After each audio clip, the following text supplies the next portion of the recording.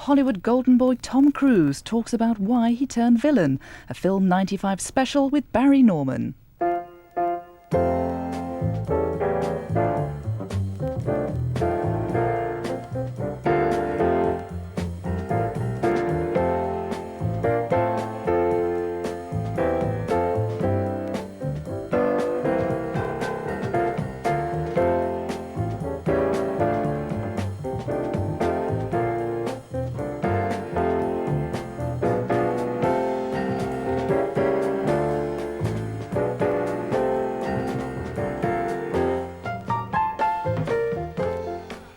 Good evening. Tonight I'll be talking to Tom Cruise, who at 32 is the biggest young star in Hollywood. Not necessarily the tallest, but undoubtedly the biggest. Thanks largely to his presence in the cast, his latest film, Interview with the Vampire, took more than $30 million on its first weekend in America, and this week it opens in Britain.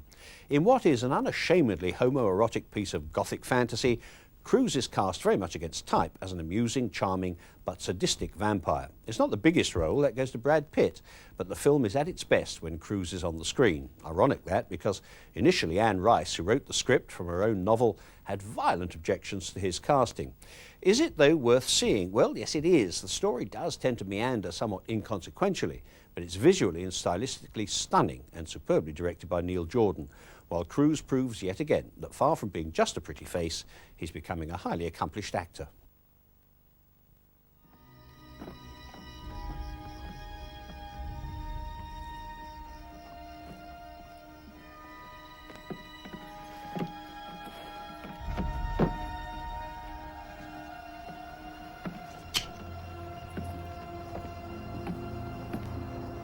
Give me your money or you die.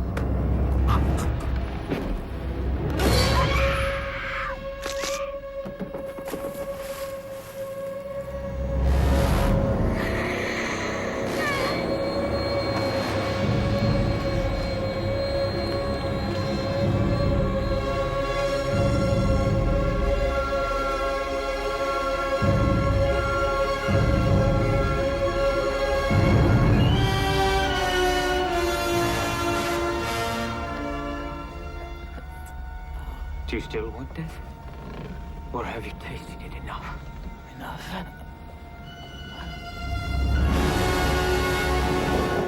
How did you get involved with Interview with the Vampire in the first place?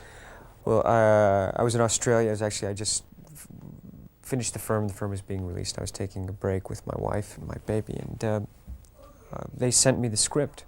And Neil Jordan was interested in having me play Lestat. So I read it and I said, I'd love to play this. Great movie. You know, I read the script and thought it was extraordinary. And then I flew back. I was on my way back to the States, and I met with Neil. You say you were asked to play Lestat, but when you counted the lines, Brad Pitt's part is a lot bigger than yours. Now, presumably you'd have had the choice. If you wanted to play Louis, you could have done. But you chose Lestat? Yeah, well, I like Brad. I didn't want to put him out of a job, you know. You know what I mean? But if someone has more lines than me or a bigger role,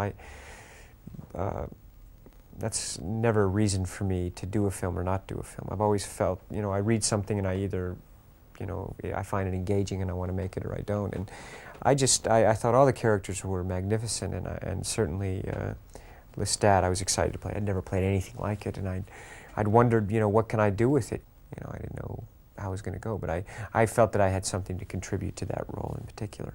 And it was the best role, actually. There's no doubt about it. Because it's the only one with humour, with a lot of humour. Well, Neil and I really worked on the humour after I'd gotten it. Let me kiss her better.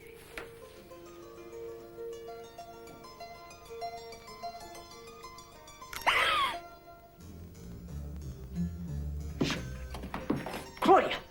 Claudia! Now, who will we get to finish your dress? Little practicality, shall we? Remember, in Capone. Okay, I mean, you're in place, Neil Jordan's in place, Brad Pitt's in Brad's place. there. And then the controversy starts. What was that all about? Because, I mean, Anne Rice, as far as one can gather, was deeply unhappy about it, and then she saw the film and she took out this full-page ad and said that she was virtually orgasmically happy now. But what was it all about in the first place? You know, I think here's a woman who the book was written at a time, she'd lost her daughter, I guess back in 1973 or 74, and to leukemia. And then she wrote this book, Interview with a Vampire, and I think that she so loved this story and these characters that, you know, when she'd waited so long for it to get made, that it meant a great deal to her. But she was definitely very unhappy with my casting. And, you know, I can understand from her point of view, thinking that's not the blonde-haired, blue-eyed Lestat. She was talking even physically, you know. And the problem was I never had a chance to discuss with her what I was going to do in terms of, you know, people don't understand what you do with acting and creating characters. You lose weight, you get the blonde hair, you get the contacts, and you work on the character and find that emotional foundation to allow that character to breathe. Have you spoken to Anne Rice at all since the film was made? Yeah, I spoke to her. She actually, after she saw the film, David Geffen, the producer, called me and said, Anne Rice just saw the movie, and, you know, I think you should call her. I said, okay, you know, and I called her, and, you know, I was very nervous. I was thinking, yeah, what did she, you know, think of the movie? And she loved it, and in particular, you know, Lestat she was very pleased with. And did she apologise for the things she said earlier? You know, I didn't ask for her to apologise. I think the very fact that... I thought she might have volunteered one. No, I think in her own way she certainly did, you know. I mean, she took out those ads on her own, and I think that was an apology. But were you at all worried about taking the role? Because, I mean, to a large extent, your following, and you have a huge following, consists of young women who think you are the greatest thing since the invention of the wheel. And now you're turning up in this extremely homoerotic role. I mean, did you not think this could alienate some of these young women? You know, image is something that kind of, I can't control what people are going to think, what they're going to say, what they're going to write. I just know what material I like. I'm not very good at thinking of myself in third person, you know what I mean? So that has never been an issue with me in terms of, well, what are other people going to think when I play this character, or will I lose an audience? I mean, not every picture I do is for every audience. You know, each picture is very different, and maybe some people will come out and see it, I don't know, because I'm in it, but I think if, you know, you work hard, you make a good movie, people will come see it, you know. But the homoerotic undertone, and is that stronger in the film than it was in the book? I've not read the book. With vampires, it's not about being male or female. I think you know, it certainly can be looked at as that metaphor, and audiences will walk away with, you know, however they interpret it, whatever their life experience is, whatever, you know. I mean, you know, I'm not going to tell people what the movie is for them. They can decide for themselves. That's the fun of being an audience. But in many ways, Lestat is about as unpleasant a guy as you've ever played, isn't it? I mean, normally you are the hero. And from a human point of view, he's quite unpleasant. But, you know, the snake looks at the field mouse, and that's, you know, that's his livelihood. You know, that's how he's going to live. So for a vampire, it's not, I mean, Lestat is doing what he is supposed to do. He's a vampire, you know. And he does enjoy it quite, you know. He enjoys what he does.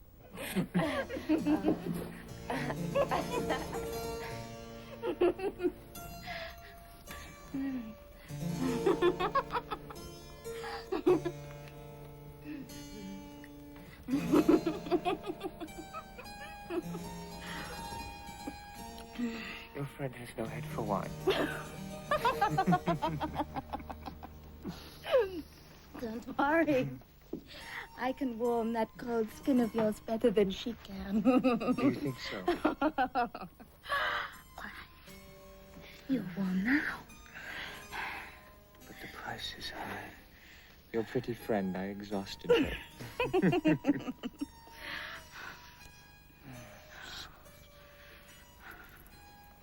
So soft. I can see you lying on a bed of satin.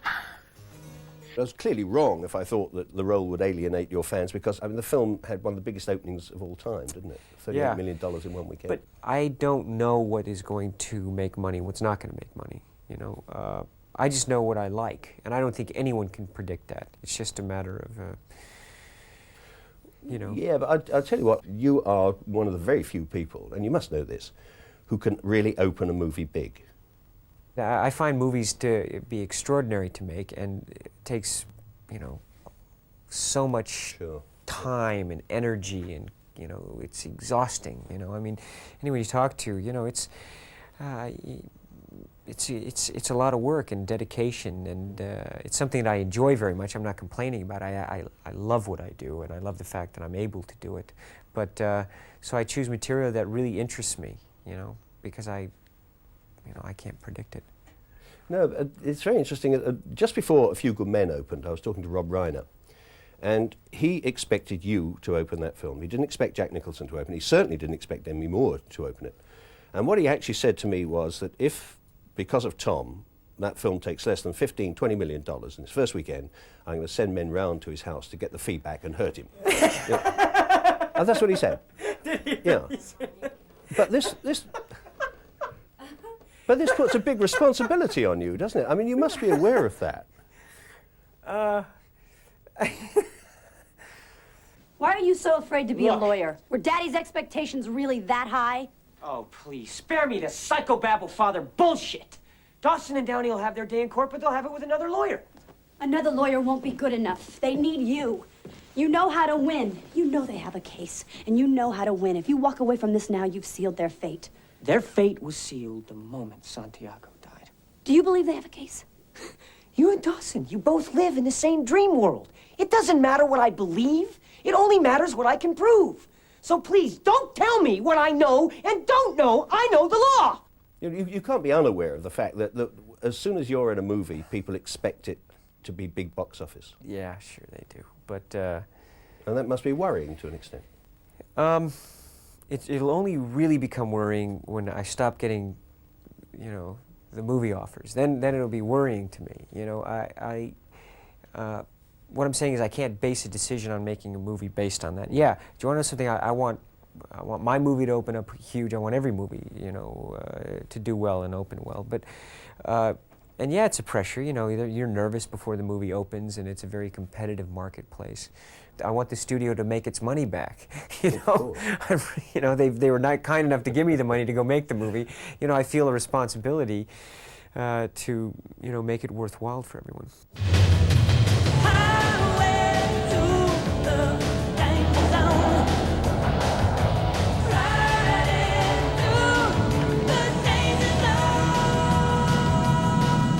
Well, it's bottom of the ninth. The score is tied. It's time for the big one.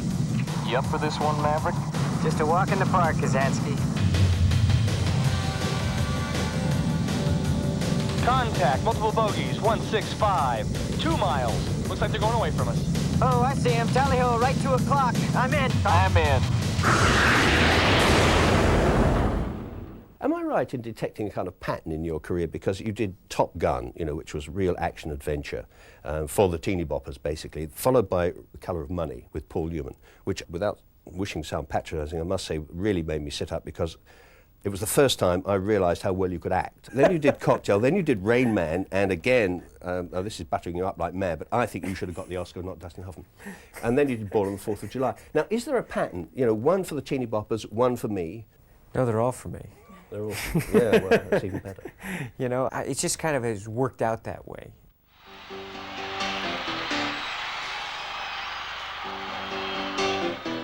Just take those old records off the shelf.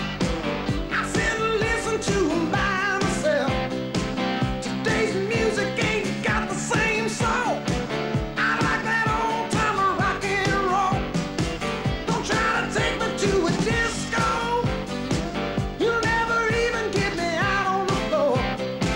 In 10 minutes I'll be late for the door. I like that old time rock and roll. Still like that old time rock and roll. That kind of music just soothes my soul. I reminisce about the days of old with that old time rock and roll. Back at the beginning of the 80s, you were rightly or wrongly lumped together with the Brat Pack, you know, people like Rob Lowe and Matt Dillon and Patrick Swayze and C. Howell Thomas. Whatever happened to him, I don't know. Now, you are just about the biggest star in Hollywood, and they are not. So what happened? It can't have been just sheer luck, can it? I don't know, maybe you can answer that better than I can. I really, you know, I don't know. I really don't. Did you get him? Whatever happened to good manners? I mean, the simple custom of knocking on the door before entering. The gold. Jeez, I'd give my right nut for those oak leaves. Does a major live at this address? Oh, can I touch him? Please, please, huh? Oh, man, I can't believe it. We're gonna command the best regiment this school has ever seen. Damn well said. In honor of this auspicious occasion, Major Moreland, your presence is requested in the hallway.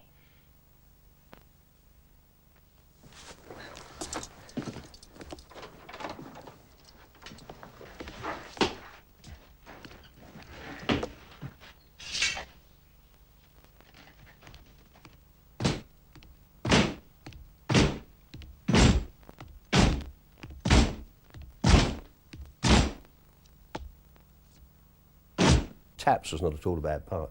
And then there was Losing It, which I think you've described as your cable classic. You know? Yes, I mean, these were not necessarily great movies, right? Risky Business helped. Yeah. Well, Taps was a very good role for a young actor for me to play, you know. I mean, to have the opportunity to just work when you're a young actor like that and learn on the job is, I mean, that was amazing, you know. I mean, I learned a lot, and no matter how good or bad the film was, I always walked away with something that I learned and that I could take to the next one. 1986 seems to have been a kind of pivotal year because there was Top Gun, and then The Colour of Money, and you were holding your own with Paul Newman. That was, I mean, that was exciting to work with Newman. Yeah. You know, I couldn't believe when I got it, you know. I was talking on the phone with Scorsese, and I was going to be in a movie with Paul Newman. You're right, it was an extraordinary year for me. That guy at the end of the bar in a black suit. He's been hustling that broad for half an hour. He's going to throw in the towel in 30 seconds for $1. You got it. Starting now. 10 seconds. What do you mean Rich can be arranged? 25, 26, 27, 28. Guess the news. You lose. And I just missed it by a couple of seconds. You want to up the bet? Yeah. Check for the meal's heads. I leave with her in 2 minutes. Okay, ready, go. Now, I'm counting. Every now and again, you co-star with a very distinguished and older actor, Paul Newman, Dustin Hoffman, Jack Nicholson, Gene Hackman. I mean, I never thought that would ever happen to me. I never thought that I would. I mean, you know, you tell a kid 19 years old you're going to work with Paul Newman in a year and a half, and then you're going to work with Dustin Hoffman and Bobby Duvall and Gene Hackman. My God, Jack Nicholson. Yeah. I mean, you know, it's so hard to find scripts in the first place, and then to have the opportunity to work with these, you know, that I sat in the dark theaters as a child, you know, watching these performances, and you know, that I've seen over in video hundreds of times, and just been amazed at what they've done, and now to actually get to see them work. And and if I may say, the extraordinary thing about that is that as much as I admired them in seeing their movies, to see them work on a character like this, it made me admire them even that much more, you know, in terms of what they've accomplished with performance. You know, it was staggering, you know, at times, thinking, you know, where did that come from? How did they think of that? You know, and each one of them works totally different, you know, and so, I mean, those are all highlights for me as an actor. You must have had a pretty close rapport, for instance, with Hoffman on Rain Man. Yeah, we worked on that for almost 2 years before we did it. I saw him develop his character and really stick by the limitations of the reality of autism, and it was amazing watching him come up with that character and work that character. And also, you know, he's working with this young actor. He's very smart about movies and performance. He was incredibly generous with me in those scenes. You know, it was amazing watching him develop that role. Would you look at that? 1957 Studebaker Golden Hawk. 0 to 60 in under 8 seconds. 275 supercharged horsepower into that hood. That's Beautiful. Of course, I'm an excellent driver. You know how to drive? Yeah. When did you drive? Of course, I drove the Buick on the driveway when my dad came to Walbrook. Is Dad in the car? Is Dad in the car, Ray? Yeah. And he let you drive the Buick? Yeah, slow on the driveway. Well, we'll have to let you drive sometime. Raymond! You never touch the steering wheel when I'm driving. Do you hear me? Yeah. Do you hear me? Of course, I don't have my underwear. What? I'm definitely not wearing my underwear. What are you talking about? I gave you a fresh pair of mine this No, morning. not my underwear. It was actually amazing watching the both of you because, I mean, his character had to stay the same all the way Yes. through. And yours grew. Yes. Have you considered that two of your eminent co-stars, Newman and Hoffman, have won Oscars, and you haven't? Hardly seems fair. I know, but as they remind me, you know, they weren't even started when at the age I am now. Well, so. yeah, well, I also think that, you know, I can't see how an Oscar is going to make your career much better at the moment. Would it? Yeah, I'd love to have one, you know, but I mean, honestly, it won't change in terms of the movies I'm going to make or anything else. But it'd be great to have an Oscar. You know, it'd be. I think, you know, if you're an actor, you're making movies. You cannot help but think of that. You know. Well, I just think you're in with a strong chance of a nomination this time round, aren't you? I really don't know. There's not much else you can say, really, is there? Yeah, I know. What else can I say? You know? But I mean, the only nomination you've had, of course, was for Born on the 4th of July. Yeah. Yes.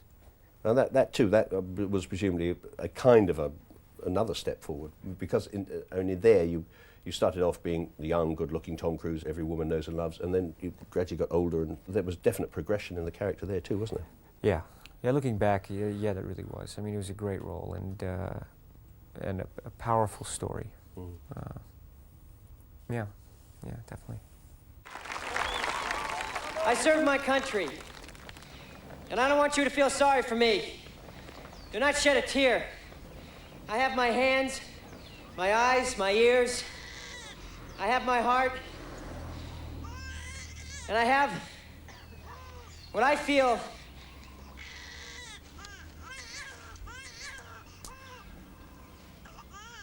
I have what I feel is an unquenchable.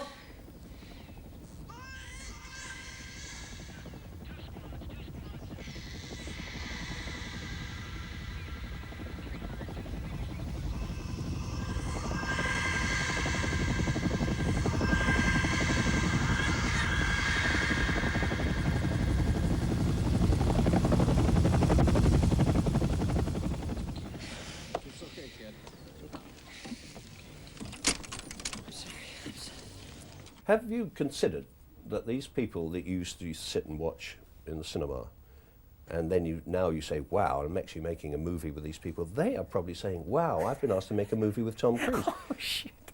Well, I come on. doubt that. Hey, a few good men happened because you were in it. The Firm happened because you were in it, not in the first case because Jack Nicholson was there, nor in the second case because Hackman was there. I mean, they wouldn't have been there if you had said no to that film. Yeah, but I think my oh my God was way beyond their oh my God, you know. But it is a fact. I mean, you must be one of the most important players in Hollywood at the moment. I mean, yeah, I can at this stage of my career, I have the ability to get movies made, yeah. Is that nice, that sense of power? Power is not something I really was ever interested in or thought about. I just want to be able to make movies. So it's very nice that this is here, that I can go make movies. And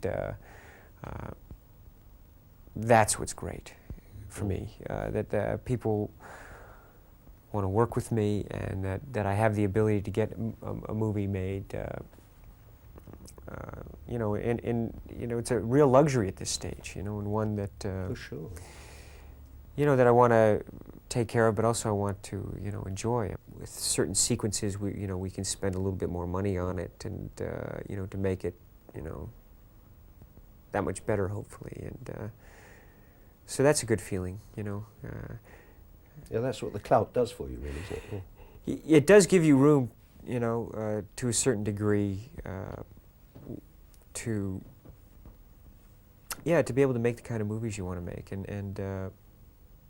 and allow you to take some chances and to you know, to spend that, you know, if you want to spend money on a scene, a little extra money or locations or something that, you know, you feel that could heighten you know, the story or the character. You really, you know, you allow that. And I'll tell you the really good thing, the best thing about it is that I found is that sometimes if things don't work, a lot of times we have the ability to go back and every movie I've done, I've always done reshoots on things, which is that is a great luxury, because always, you know, you can work on the script and you edit the movie and you look at it, there's always something that you can make better or clarify, or and to have that luxury is fantastic. What led you to law school? I can't remember. Sure you can, counselor. I was a delivery boy for a pizza parlor, and one day the owner got a notice from the IRS. He was an immigrant.